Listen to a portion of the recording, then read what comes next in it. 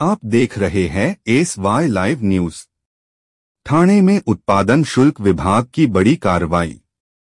मुंब्रा पनवेल मार्ग पर नाकाबंदी के दौरान एक ट्रक से 1 करोड़ 5 लाख रुपए की विदेशी शराब जब्त। 2 तस्कर गिरफ्तार, मोहम्मद शमशाद सलमानी और देवेंद्र खुमाराम मेघवाल। यह कार्रवाई आयुक्त डॉक्टर राजेश देशमुख और वरिष्ठ अधिकारियों के मार्गदर्शन में की गई। विभाग अब इस तस्करी नेटवर्क की जांच में जुटा है।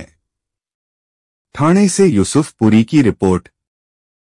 राज्य उत्पादन शुल्क विभागाच्या डोंबिवली विभागाच्या निरीक्षकांना गोपनीय माहिती मिळाली की गोवा राज्यातनं अशी एक वाहतूक होते विदेशी मद्याची। ती आपल्या राज्यातनं वाहतूक होताना मुंब्रा पनवेल या रोडवरनं गाडी जाणार आहे। त्या गाडीच्या अनुषंगाने आमच्या अधिकाऱ्यांनी सापळा रचला।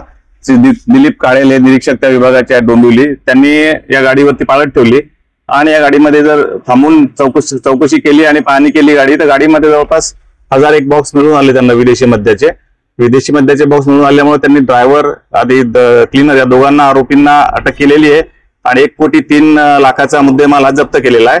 आता पुढील चौकशी निरीक्षक काळे करत आहेत। कोणाचा माल आहे आणि कोणाला या संदर्भात चौकशी चालू आहे। आता यानंतर पुढील चौकशीमध्ये निष्पन्न होईल माल कुठून आलाय, कुठे चाललेला आहे, याबाबतची निरीक्षक चौकशी करत आहेत। अंदाजे किती लाखाचा माल?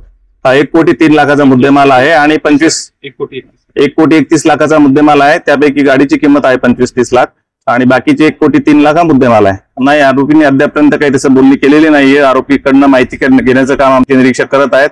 त्वरित ते तपासमध्ये कळून येईल की कोणाचा मुद्देमाल आहे आणि कुठे चालला होता तो। वेळोवेळी आमचे निरीक्षक आणि जे अधिकारी तपास अधिकारी आहेत ते या राज्यामध्ये जाऊन त्याबद्दलची सखोल चौकशी करतात, पण तिथे सध्या काही तसं निष्पन्न होऊन येत नाही। तरी आणखी आमचे अधिकारी या संदर्भातली सखोल चौकशी करतील। किती जणांनी ताब्यात घेतलं आणि काय? सध्या दोन जणांना ताब्यात घेतलेले आहे आम्ही आणि त्या संदर्भात चौकशी चालू आहे।